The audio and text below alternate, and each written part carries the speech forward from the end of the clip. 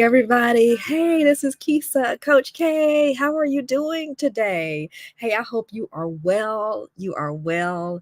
I have so enjoyed hanging out with you all and presenting the information regarding narcissism.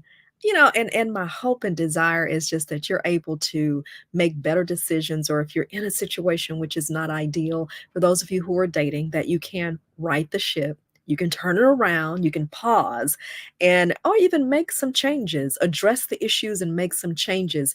And so you can be on the way to that loving, wonderful relationship that you so deserve. But sometimes we do have to clean out the cobwebs. Sometimes we have to deal with the ugly issues, and we have to go and clean the mold and the crevices in order to restore it to its beauty. And that's an example, isn't it? To talk about mildew and mold and crevices and all of that stuff, but you know what I mean. In other words, sometimes you have to, on the way to beautiful, you have to deal with the ugly. It just doesn't all automatically happen. I think sometimes we look at the movies and we see the fairy tale weddings and we think, oh, that's what I want. I want the fairy tale wedding and the fairy tale ending. Yeah, but the movie doesn't deal within the 2 hours all the little turns and the failures and agitations and missteps that happen along the way. But it's called life. Okay, so we have to deal with it, and you can have that beautiful relationship. But before you do, sometimes you have to deal with the problems, and some problems that are in relationships. And if I could just tell you the most important thing, just do not settle. Just do not settle. Okay. So, who am I? And you could be dating a narcissist. Ideal partners, y'all. We are at episode 7. We're gonna round this out this week, okay, and finish this off. And I'm thinking about what my next topic will be. Okay, something along the line of dating. I'm thinking whether we continue on with dealing with narcissism, or whether we pivot in this whole dating arena. It's to put information in your hands for you to have a successful dating life and to find the love that your heart desires. That is my goal in all of this. So, who am I? I am Keisha Sharp. I am a twice certified life coach, master veteran communicator, pro communicator, television broadcast news anchor, radio news anchor, former radio news anchor, former TV news anchor, former reporter, former public spokesperson for a corporation here in Birmingham, current columnist for the Birmingham Times, and whoa, what else? And writer and columnist for the Times. So just a lot of communications experience, okay? And just mesh that with the life coaching and the communications coaching, and it just all kind of comes out just to hopefully be able to share something wonderful, wonderful with you. It's what I do. It's what I love to do. My particular focus is in the arena of change, okay? And woo, have you been out in those dating streets lately? Things have changed, okay? Things are not like they used to be. Remember the time when our potential suitors would have to come to the house, get all dressed up, bring us a flower, come to the house and sit on the sofa and date us and watch TV with mama, grandmom, dad, or whoever else back in the day? They couldn't just come pick you up, or they couldn't just come to your house.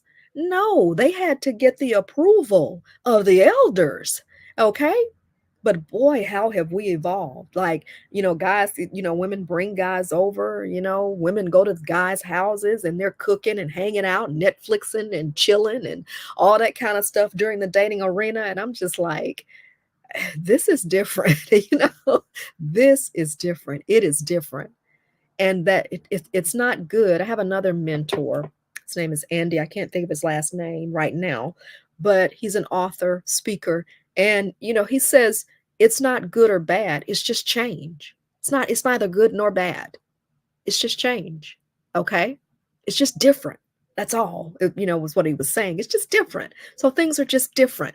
So we have to learn how to navigate in these different arenas. We can't apply the same old skills that we once did. We can apply some, but we have to do things differently. We have to be thinking differently. We have to move differently in these times. So we're going to go ahead and kick off, okay? And you could be dating a narcissist.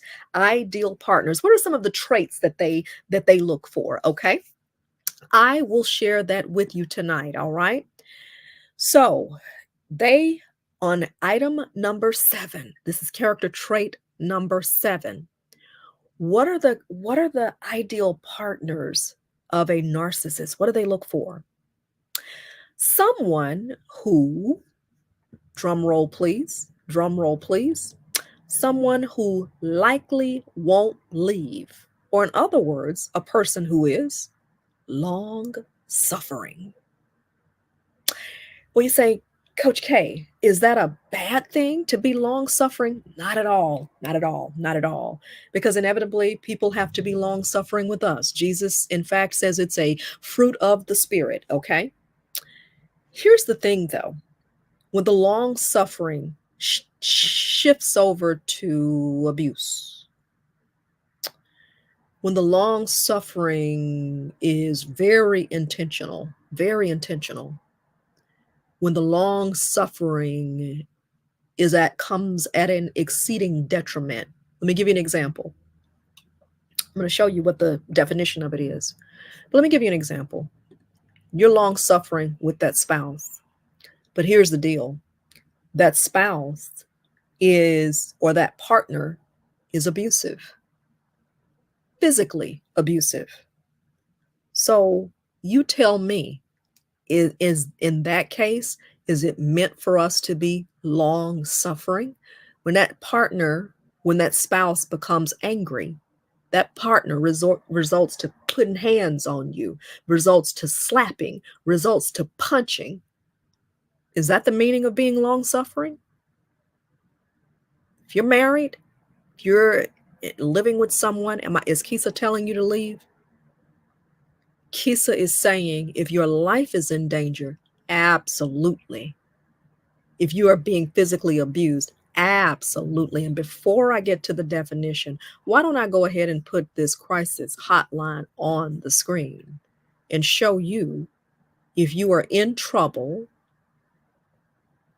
if you need some help, crisis hotline. You don't even have to talk. You can text 988. For those of you who, and this is in Alabama, 988. For those of you nationally, just Google National Crisis Hotline. There is a number. Be wise. I don't know that you dial it in front of your abuser. You be wise. You understand? But resources are readily available. And thanks to Google, thanks to the internet, we can get a hold of those resources. And I keep going here in these lessons. I spent an extensive amount of time with this on Friday. Extensive. As part of the teaching, dealing with those in abusive relationships. Because depending on how we grew up, depending on how our definition of love or what that is, we can start to believe that abuse is love, that violence is them showing us that they care about us. There's nothing that's farther from the truth. We can start to erroneously look at things as love, which erroneously and absolutely are not. Crisis hotline, call. If you can't call, text. Be in a safe space, be away. Not asking you to do it in front of your abuser. Look, I'm going to call the crisis hotline. No, not saying that. When you're away, when you're alone, there's help. Crisis hotline. Okay. So back to what I was saying, I'll leave that up there. What's the definition of long suffering? Check out this definition. I thought this was really interesting. Someone who's long suffering, and oops, I should have put a dash in between there. I should know that as an English minor. Someone who's long suffering puts up stoically with discomfort, trouble, or other people's bad behavior. Listen at that. Think in terms of the patient old dog And y'all, I actually wanted to show you all a video because when we think about things like this, it is funny. But when we think about things like this, there are certain images that just kind of conjure up. You know what I mean? When you are talking about being long suffering. Let me show you something. Okay. When I think about kids putting a blanket on the dog, do you really think the dog to deal with that? Dressed like it didn't have the kids really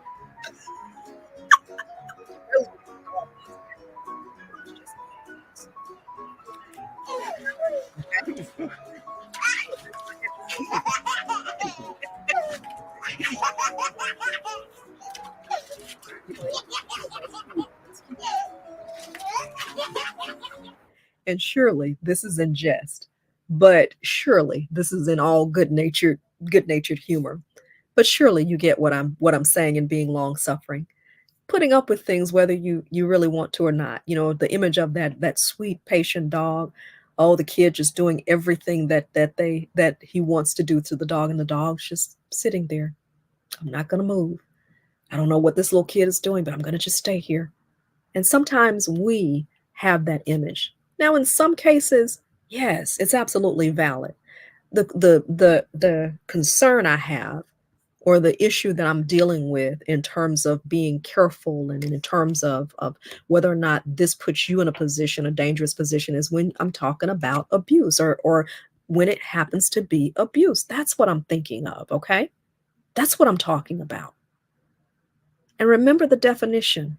Long suffering is we are taking normally a loss and putting up with the bad behavior, the erroneous behavior of someone else normally. That's what it is. The erroneous behavior, the bad behavior of someone else. Okay. In fact, let me go back to this definition because I thought it was pretty good. We certainly weren't done.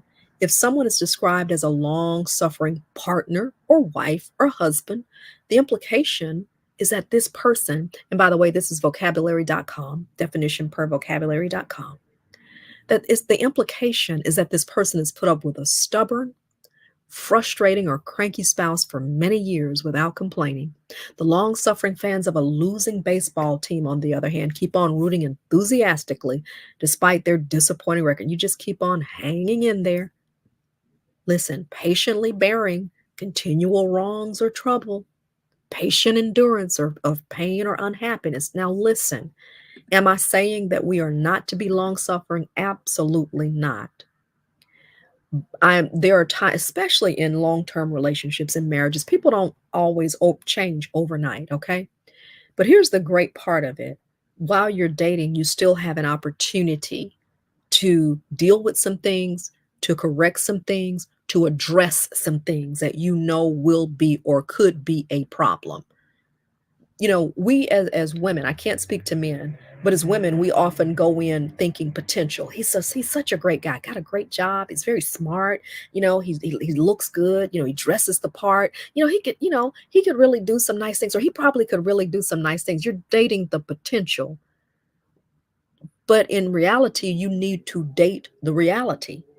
If the guy never changes, would you be okay with what you have? That's what you need to ask yourself, not what he could be or what you see him being, but what is he right now? And what if he never changes? Because often what happens is that you get in relationships and people don't change. In fact, they become the behavior can revert if you're not careful. In great examples, yes, people change. Yes, people aspire to be more and do more. Yes, absolutely. In best case scenario. But what if that doesn't happen? Are you happy with where that person is? Are you happy with that person having the job they have, dressing the way they do, and pursuing life the way they do? If they stay in this position, in this job forever, are you happy with that? Are you good with it? Or are you going to try to get in there and try to change him, ladies? Try to change. Let me try to change. Surely he'll change. And the idea too is that men marry us with the idea that we won't change. She's nice. I need her to just stay just like this. She's nice. I need her to stay just, don't change, don't have.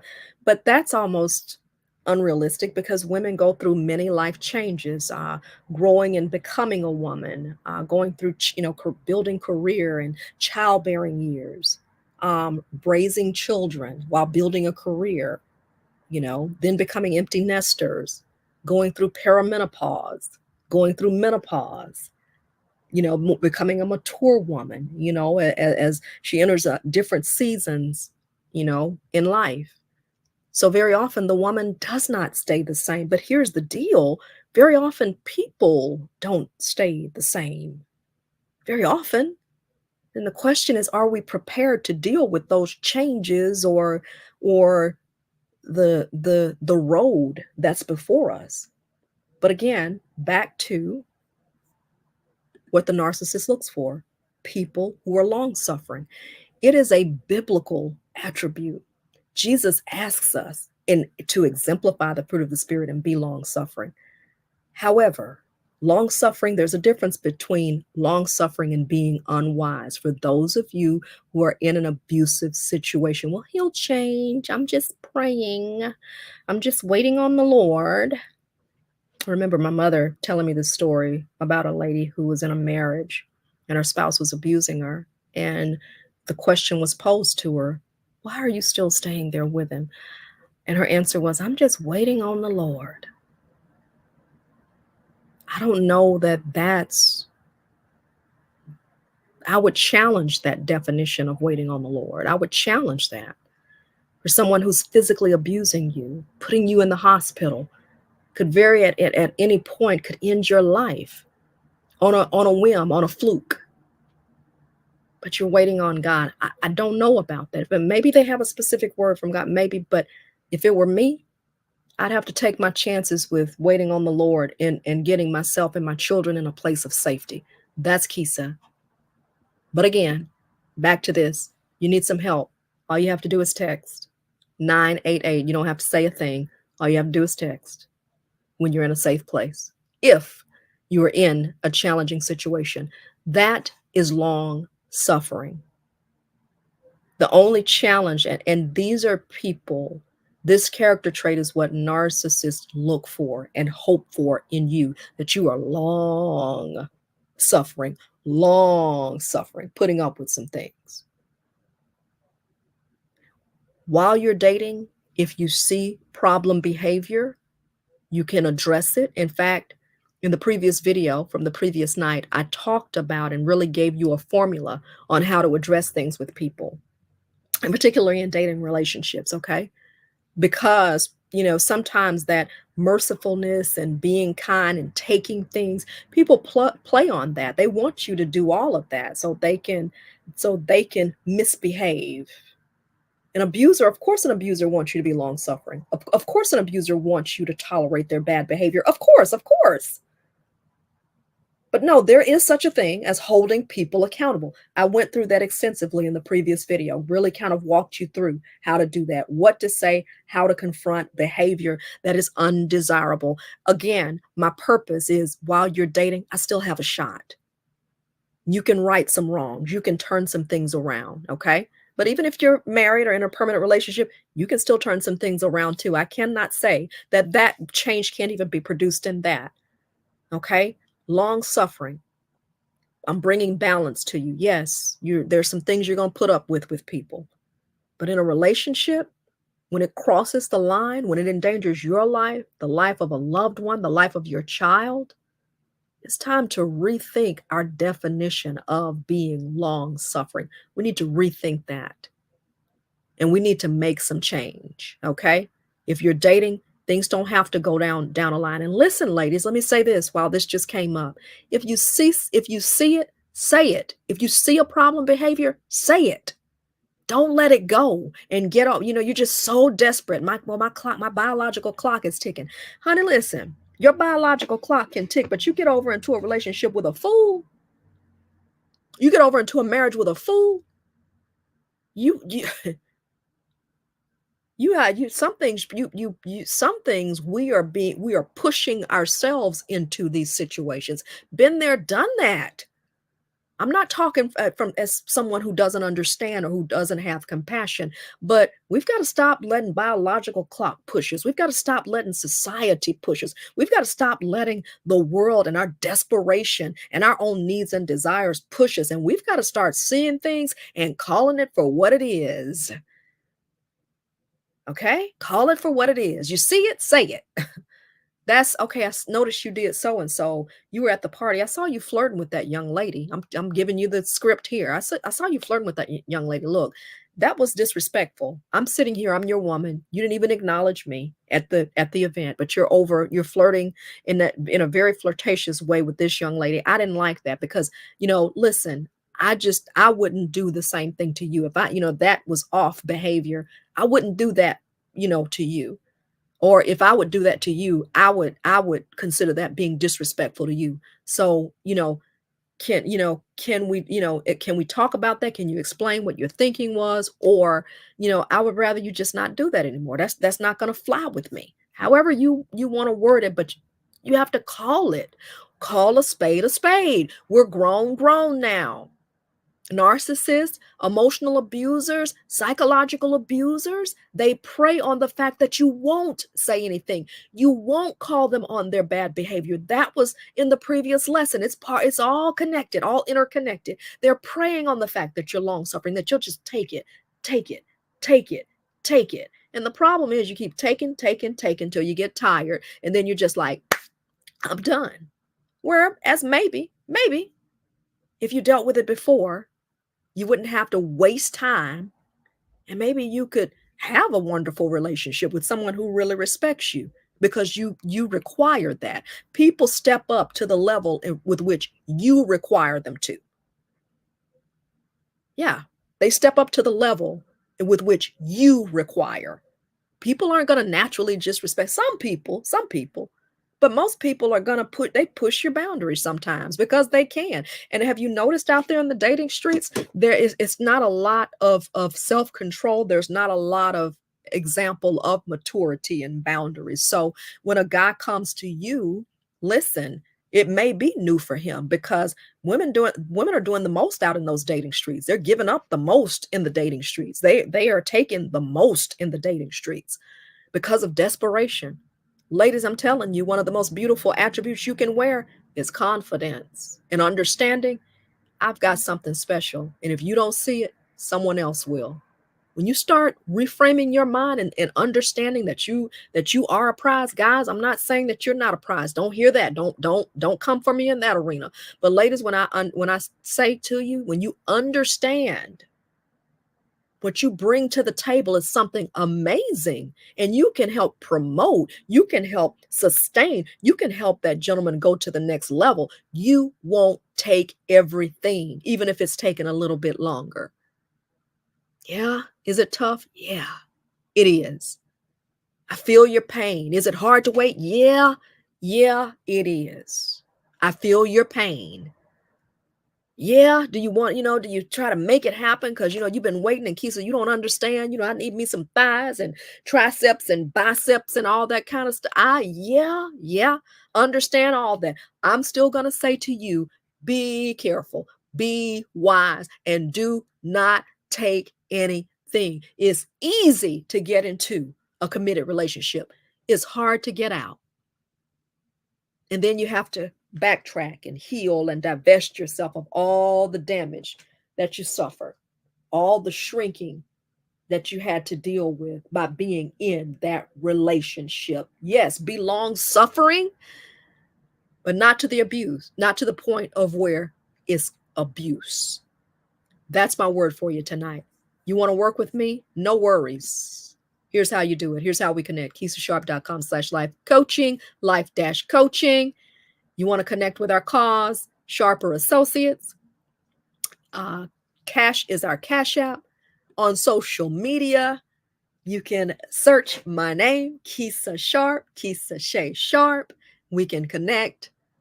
Listen, if this resonates with you, or if you know it can help someone, please share and allow someone else to hear this message. You'd be amazed at who's suffering right next to you and won't tell you a thing. You'd be amazed at who's in an abusive relationship and will not say a single solitary thing.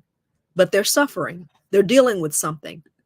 And your sharing the information could be just the thing that they need to get the help that they need. And by the way, do you like my real live accessory tonight? My pet decided to join me. Let's see if she'll respond if I call her. Alexis, Lexi, Lexi. She's moving a little bit, but you can't really see her. Let's see if I can turn the camera. Lexi, Lexi. You see the ears moving, so she hears me. She's resting. We're going out to get a quick walk before a meeting tonight. Hey, y'all, I absolutely love you. I so enjoy spending time with you. It's like I've just kind of found my Zen space, just talking to you all about this and really, seriously, putting some information into your hands that could help, not only help you, that could help you, but could also potentially save your life. I'm Kisa, Coach K, and I'll look forward to seeing you tomorrow night as we conclude this series this week on You Could Be Dating a Narcissist. Follow me on my social media channels, and I would certainly appreciate if you would share the broadcast. She's waking up. Okay, I'll see you all a little bit later. Mwah. Love you all.